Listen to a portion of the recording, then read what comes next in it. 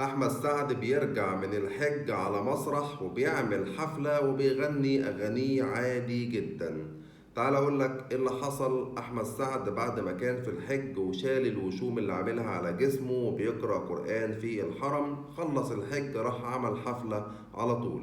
الغريب بقى في الموضوع إن ناس من الجمهور بيطلبوا منه أثناء الحفلة إن هو يقول نكتة، قال لهم لا طبعا أنا مش هقول نكتة، أنا لسه راجع من الحج وتايب ومش عايز حد يكلمني في الموضوع ده تاني، على أساس يعني إن الحفلة والأغاني اللي بيغنيها دي حلال مش حرام.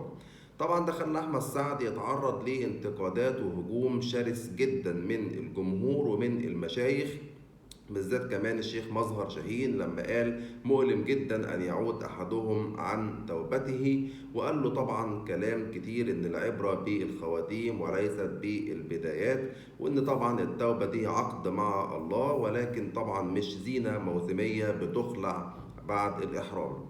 ده كان كلام الشيخ مظهر شاهين. انتوا بقى قولولي في كومنتات ايه رأيكم في اللي عمله أحمد سعد، وايه رأيكم برضو في كلام الشيخ مظهر شاهين.